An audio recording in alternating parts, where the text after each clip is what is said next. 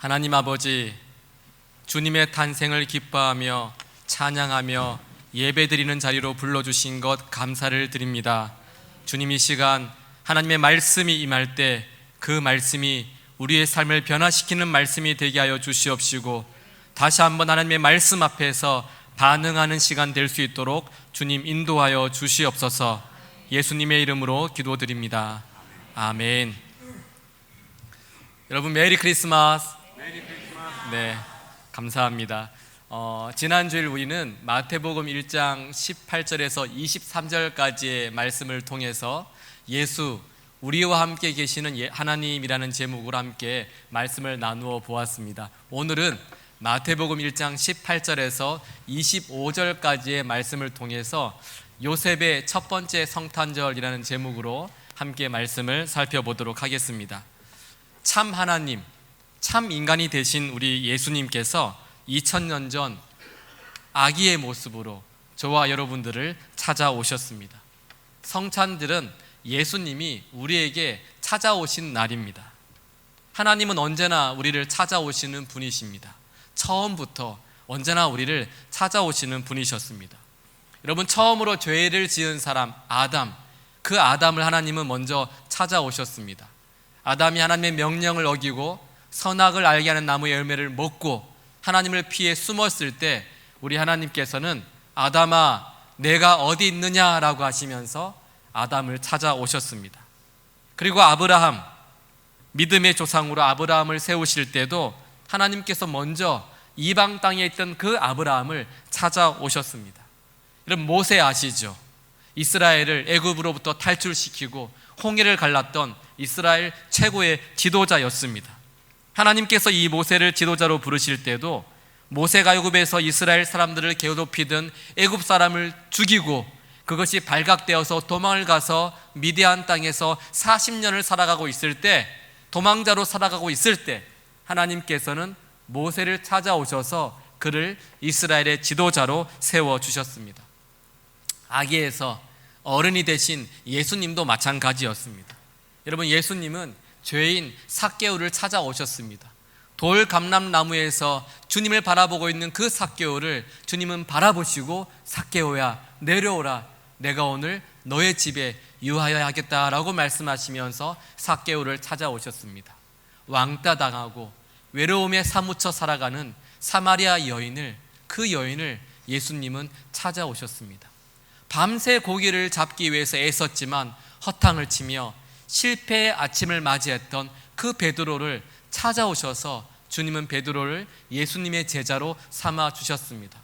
여러분, 사울, 그렇게 예수 믿는 사람을 핍박했던 그 사울이 다시금 예수 믿는 사람을 잡아오게 가두기 위해 가던 그 길 위에서 주님은 사울을 찾아오셨습니다. 사울아, 사울아, 어찌하여 내가 나를 비박하느냐 하시면서 주님은 사울을 찾아오셨고 그 사울을 위대한 사도 바울로 주님의 그릇으로 사용해 주셨습니다. 우리 하나님, 우리 예수님은 언제나 찾아오시는 분이십니다. 오늘 이 성탄절도 여러분, 예수님께서 우리를 찾아오신 날입니다.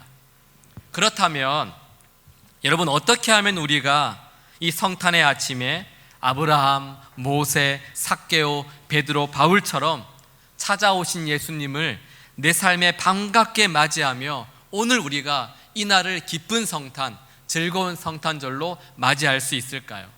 임마누엘 하나님, 우리와 함께 계시는 하나님을 나의 예수님으로 맞이할 수 있는 방법은 무엇일까요?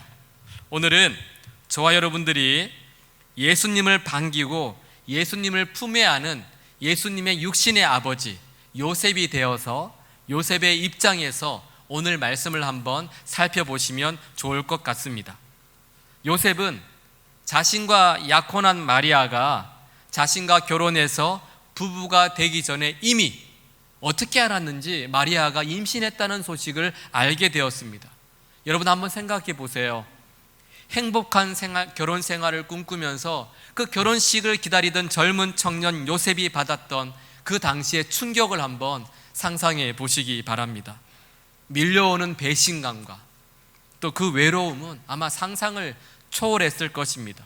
화도 나고 불안하기도 하고 놀라기도 하고 혼란스러워서 아마 몇 날 며칠을 잠을 이루지 못하고 잠을 지새면서 그렇게 시간들을 보냈을 것입니다.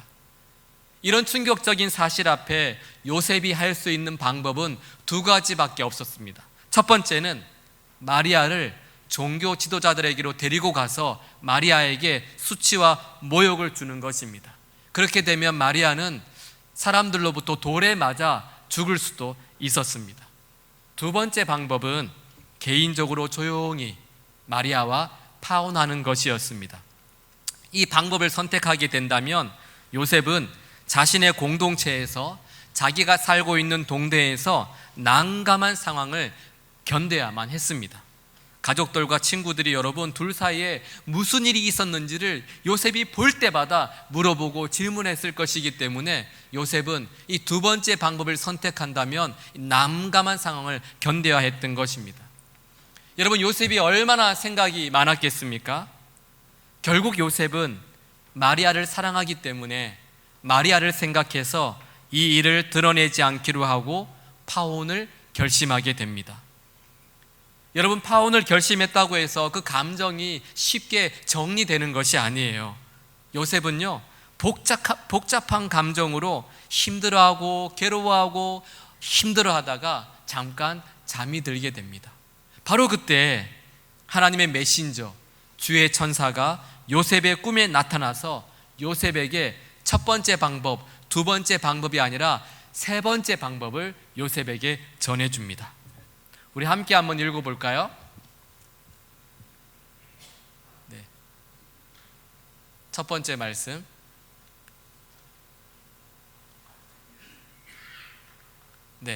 네, 함께 읽어보겠습니다. 다윗의 자손 요셉아, 내 아내 마리아 데려오기를 무서워하지 말라. 그에게 잉태된 자는 성령으로 된 것이라. 아들을 낳으리니 이름을 예수라 하라. 천사가 요셉에게 이렇게 말합니다. 요셉, 무서워하지 말고 마리아를 데리고 와서 내가 아기 예수의 아빠가 되어라 라고 그렇게 이야기한 거예요. 여러분, 바로 이 순간 요셉이 예수님의 육신의 아빠가 되기 위해서 요셉에게 필요한 것이 있었습니다. 여러분, 무엇이었을까요? 요셉이 예수님의 아빠가 되기 위해서 가장 필요한 것 한 가지가 있었어요. 그것은 바로 요셉의 용기였습니다. 용기 있는 자가 미인을 얻는 것이 아니라 용기 있는 자가 예수님을 만나고 예수님을 맞이할 수 있다라는 것입니다. 그래서 24절을 보시면 요셉은 잠에서 깨어나자마자, 잠에서 일어나자마자 명령대로 용감하게 곧장 마리아의 집으로 가서 마리아를 데리고 왔습니다. 그리고 마침내 예수님의 탄생을 함께하며 예수님을 안고 예수님의 아버지로서 첫 번째 요셉의 성탄절을 보내게 된 것입니다. 여러분, 우리가 예수님을 만나기 위해서는요, 예수님을 내 삶에 받아들이기 위해서는 언제나 요셉처럼 용기가 필요합니다. 매 순간 용기가 필요해요. 예수님 믿는 것, 예수님 받아들이는 건 여러분 그렇게 쉬운 일이 아니에요. 매 순간 용기를 내어야지만 우리는 예수님을 맞이할 수 있고 예수님을 반길 수 있고 예수님을 내 품에 안을 수 있다라는 것입니다. 우리가 예수님을 받아들이기 위해 우리에게 첫 번째 필요한 용기는요, 미움받을 용기입니다. 요셉이 마리아를 데리고 오고 나서 10개월도 지나지 않아서 예수님이 태어났어요. 마리아의 몸의 변화, 아기의 울음소리, 응애응애를 요셉과 마리아가 감출 수 있었을까요, 여러분? 절대로 감출 수 없었을 것입니다. 주위 사람들의 반응이 어떠했겠습니까? 요셉과 마리아야 천사를 통해서 아기 예수님의 탄생을 전해 들었다고 하지만 다른 가족들과 이웃들은요, 요셉이 하는 말을 듣고 그 말을 믿거나 아니면 그 말을 거부하거나 둘 중에 하나를 선택해야만 했을 것입니다. 그런데 당시 명예와 체면을 중시하던 사회적인 분위기로 봐서는 분명히 요셉은 세상의 수치와 조롱과 멸시와 비웃음을 당해야만 했을 것입니다. 어떻게 임신한 여자를 아내로 데리고 올 수 있지? 이렇게 말했거나 아니면 어쩜 이렇게 결혼하기도 전에 아이를 가지고서도 이렇게 뻔뻔하게 얼굴을 들고 이렇게 살아갈 수 있나? 아마 요셉은 예수님을 안고 거리를 지나갈 때마다 사람들로부터 이런 조롱과 이런 비웃음을 받아야 했을 것입니다. 오늘날로서는 이해가 되지 않지만 당시 요셉의 선택은 충분히 세상의 비웃음과 세상의 조롱거리였습니다. 하지만 요셉은 미움받을 것을 알면서도, 내 삶이 힘들어질 것을 알면서도, 세상의 방식대로 살아갈 수 없을 것을 알면서도 용기 있게 예수님을 선택했습니다. 사랑하는 여러분, 우리가 예수님을 끝까지 믿으려면요, 우리에게도 미움받을 용기가 필요하다라는 것입니다. 지금도 여러분의 직장 동료들과 사업 파트너들이 종종 예수 믿는 여러분들을 비웃고 낄낄거리고 수군댈 것입니다. 그저 자신들의 신념대로 보이는 것만 믿는 사람들은 존재하지도 않는 예수님을 왜 믿느냐라고 그 여러분들을 핍박하고 여러분들을 조롱할 것입니다. 그런데 여러분, 세상의 조롱과 세상의 수치는 당연한 거예요. 세상이 예수님을 미워하기 때문에 예수 믿는 우리를 미워하는 것은 이상한 현상이 아니라 당연한 현상입니다. 여러분들로 세상으로부터 미움을 받는다라는 것은 내가 예수님 잘 믿고 있구나라는 증거가 되는 거예요. 우리 하나님 말씀 함께 읽어보겠습니다. 너희가 세상에 속하였으면 세상이 자기의 것을 사랑할 것이나 너희는 세상에 속한 자가 아니요 도리어 내가 너희를 세상에서 택하였기 때문에 세상이 너희를 미워하느니라. 아멘.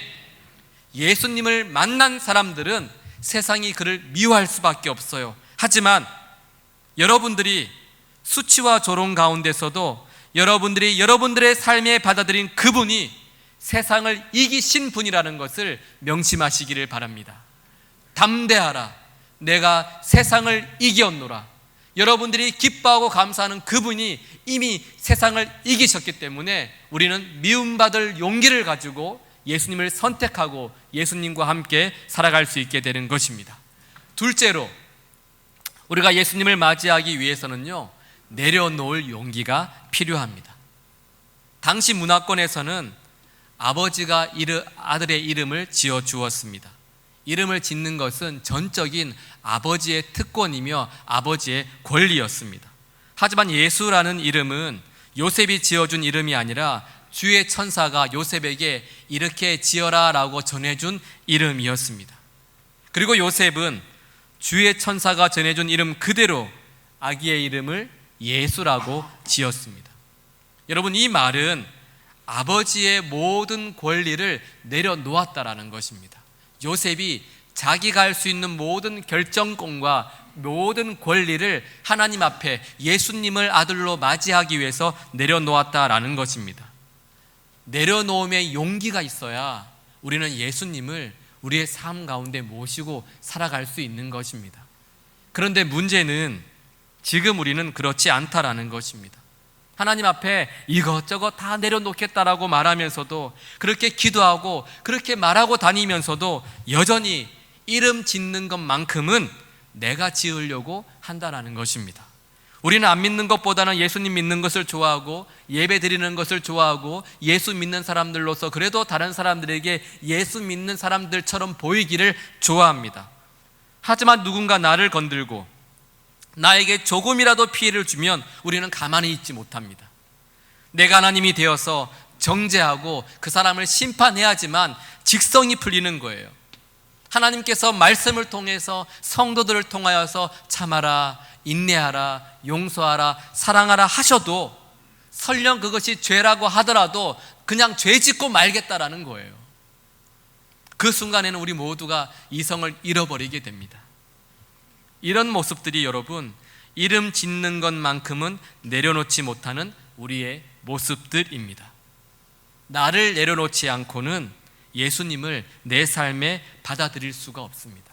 내 삶 가운데 우리의 존재가 너무 커지면 예수님을 받아들일 수 있는 그 공간이 우리의 삶 가운데 사라지게 된다는 것입니다. 그렇다면 나의 모든 권리를 내려놓고 예수님을 맞이한다는 것은 어떤 것일까요? 내가 나에게 있는 모든 결정권을 하나님께 맡기고 그렇게 살아간다는 것은 어떤 것일까요? 여러분, 예를 들어 제가 지난번도 한번 말씀드렸습니다만 내가 내 인생이라는 자동차를 몰고 시간의 고속도로를 달리고 있다고 한번 상상해 보겠습니다. 내가 내 인생이라는 운전대를 잡고 운전하고 있다가 지나가는데 예수님이 보여요. 첫 번째 사람은 예수님을 보고서는 반갑게 예수님께 인사를 드립니다. 예수님 안녕하세요. 말씀 많이 들었습니다. 제 아내가 예수님 만나려고 여러 번 교회 가는 거 봤습니다. 저도 가끔씩 못 이기는 척 하면서 아내 따라가고 있어요. 예수님 반갑습니다. 다음에 또 뵙겠습니다 하고 자기가 운전대를 가지고 운전하며 지나갑니다. 두 번째 사람이 예수님을 만났습니다. 예수님 제가 정말 만나고 싶었습니다. 예수님 어서 타십시오. 제가 모시고 멋지게 다니겠습니다. 그리고 예수님을 조수석으로 모시고 조수석에 앉혀드립니다. 그리고 이렇게 말합니다. 예수님 안전벨트 잘 매십시오. 제 운전이 가끔씩은 과격합니다. 제가 욱하는 성격이 있어서 좀 이해해 주시고요.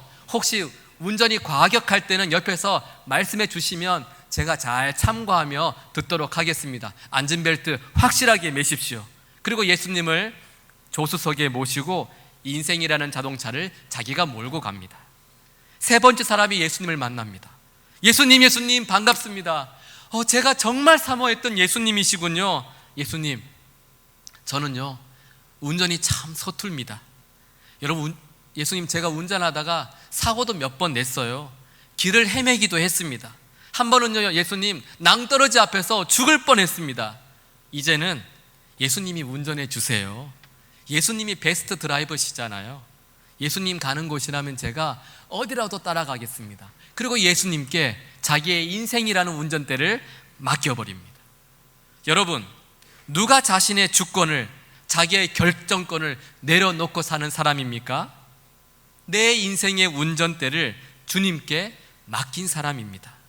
내가 운전할 수 있는 모든 삶의 결정권을 주님께 맡기고 그저 예수님을 따라가는 사람, 그 사람이 자기의 결정권을 맡기고 살아가는 사람입니다. 예수님의 삶, 여러분의 삶에 예수님을 진정으로 맞이하려면 여러분, 이런 용기가 필요하다라는 것입니다. 내가 용기를 내지 않으면 예수님은 여러분들의 삶에 조언자밖에는 되지 않아요. 예수님 옆에서 좋은 말씀 좀 해주십시오. 제가 필요할 때는 들으면서 그렇게 살아가겠습니다. 좋은 자가 될 뿐이지 여러분 삶의 결정권자는 되지 못한다라는 것입니다. 여러분, 최고는요 두 개나 두 사람이 될 수가 없어요. 그럼 그것을 최고라고 말하지 않습니다. 요즘 방송에서 연예 대상, 연기 대상 이런 프로그램들이 많이 나오고 있지 않습니까? 여러분, 연기 대상, 연예 대상이 2명, 3명이면 어떻겠어요? 그 대상자가요 받고도 그렇게 기분이 별로 좋지는 않을 것입니다.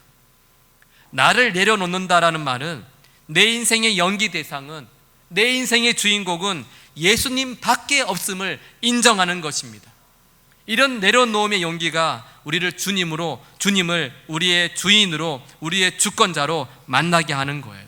여러분, 요셉은 이런 용기를 가지고 내 인생의 모든 주권을 예수님께 맡겨야겠다는 그런 용기를 가졌기 때문에 첫 번째 성탄절, 주님과 함께하는 성탄절을 보낼 수 있었던 것입니다. 마지막으로 예수님을 삶에 받아들이기 위해서는요, 내가 100% 죄인임을 인정할 수 있는 용기가 필요한 것입니다. 예수님은 이름 그대로 우리를 죄에서 구원하시기 위해 이 땅에 오셨습니다. 그런데 내 안에 선한 것이 조금이라도 없으면, 나는 저 집사님보다는 조금은 낫지, 종교적으로나 도덕적으로나 윤리적으로나 내가 저분보다는 낫지 라고 생각하신다면 우리는 결코 예수님을 만날 수가 없습니다. 왜냐하면 예수님을 찾지 않기 때문이에요. 저런 사람 정도는 예수님을 찾아야 되지만 나 정도는 그냥 취미생활로 교회 다녀도 큰 문제가 없다라고 그렇게 생각하는 것입니다. 내가 죄인이라고 생각하지 않는 거예요. 여러분, 하나님 말씀 앞에서 내 죄를 볼 수 있는 사람만이 내 추함과 내 더러움과 여전한 그 악함과 이기심과 심히 부패한 마음을 인정할 수 있는 그 사람만이 내 죄에서 나를 구원하실 분은 예수밖에 없음을 고백하게 되는 것입니다. 사랑하는 성도 여러분, 우리 예수님은 의인을 부르러 온 것이 아니라 죄인을 부르러 이 땅에 오셨습니다. 건강한 자에게는 의사가 쓸데없지만 병든 자에게는 반드시 의사가 필요합니다. 그래서 주님은 죄의 덩어리 우리를 새로운 피조물로 바꾸어 주실 의사로 이 땅에 오신 것입니다. 내가 지금 영적 시한부 인생을 살아가고 있음을 인정할 수 있는 용기가 있는 사람만이 죄인의 구주이신 예수님을 내 삶에 받아들일 수 있는 것입니다. 여러분, 예수님을 만나기 위해서는, 예수님을 맞이하기 위해서는 내가 100% 죄인이다라는 사실을 주님 앞에 고백할 수 있는 용기가 있는 사람만이 주님을 나의 주님으로 받아들이고 주님과 함께 성탄절을 누릴 수 있는 것입니다. 여러분, 제가 지금 성탄의 기쁨을 누리기 위해서, 또 이 땅에 오신 예수님을 내 인생에 받아들이기 위해 우리에게 필요한 것은 우리의 용기라고 지금 말씀을 드렸습니다만, 사실은 우리를 받아들여 주신 예수님의 진정한 용기가 먼저 있지 않았다면 우리가 아무리 용기를 내어도 그 용기는 우리를 예수님께로 이끌지도 못하고 우리를 살리지도 못했을 것입니다. 우리의 용기가 지금 하나님 앞에 내가 내려놓고 또 미움받을 용기, 죄인인 용기를 내어서 하나님 앞에 말씀드릴 수 있는 것은, 우리의 용기가 의미 있는 용기가 될 수 있는 것은 무엇보다 먼저 우리 예수님께서 저와 여러분이 내신 용기와는 비교할 수 없는 무한한 용기를 내셨기 때문입니다. 하나님께서 인간이 되실 용기, 멸시와 수치와 조롱과 고난을 당하실 용기, 십자가에 못 박혀서 돌아가실 용기, 이 모든 용기로 예수님께서 먼저 우리에게 다가오셨기 때문에 우리가 용기를 낼 때 우리의 용기가 예수님을 만나고 예수님을 내 삶에 모실 수 있는 의미 있는 용기가 되는 것입니다. 여러분, 성탄절은요, 예수님의 용기와 나의 용기가 만나는 날입니다. 예수님이 용기를 가지고 이 땅에 오셨는데 내가 용기 없이 살아간다면 결코 우리는 예수님을 내 삶에 모실 수가 없어요.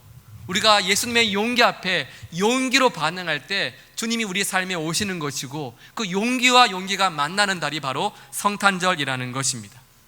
지금도 주님은 성탄절을 맞이하는 우리를 향해서 다시 용기를 내셔서 우리의 마음의 문을 두드리고 계십니다. 여러분, 지금 우리에게 필요한 것은요, 오신 주님 앞에서 내 마음의 문을 열 수 있는 용기입니다.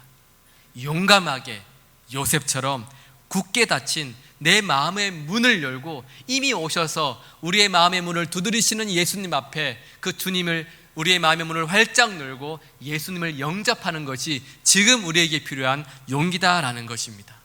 하나님은 그 2000년 전 요셉에게 말씀하신 것처럼 오늘 우리에게도 그렇게 말씀하십니다. 무서워하지 말라. 무서워하지 말라.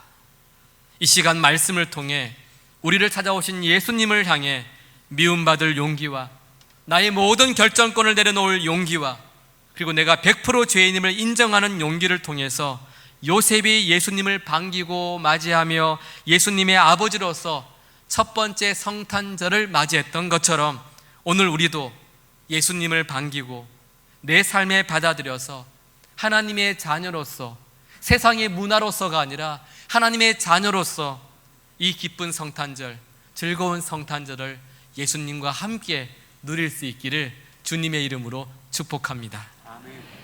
여러분, 용기 있는 사람이 용기 있는 예수님을 맞이할 수 있는 것입니다. 기도하겠습니다. 예수님을 기다리는 백성들에게 성탄을 허락하신 하나님 아버지, 오늘 이 성탄절이 주님을 반기며 주님을 품에 안는 기쁨의 성탄절이 될 수 있도록 인도하여 주시옵소서. 우리를 죄에서 구원하시기 위해 날마다 용기를 내어 찾아오시는 예수님의 초청 앞에 우리 모든 한양 공동체가 예수님을 내 삶의 구원자, 내 인생의 주인으로 맞이할 수 있는 그 용기를 주님 우리에게 허락하여 주시옵소서. 하나님, 그리하여 매 순간 살아가는 그 순간마다 예수님의 용기와 우리의 용기가 만나서 주님과 함께 주님을 사모하며 주님 안에서 살아가는 우리 모든 공동체가 될 수 있도록 주님 인도하시고 함께하여 주시옵소서. 우리를 위해 이 땅에 참 구주와 주님으로 오신 예수 그리스도의 이름으로 기도드립니다. 아멘.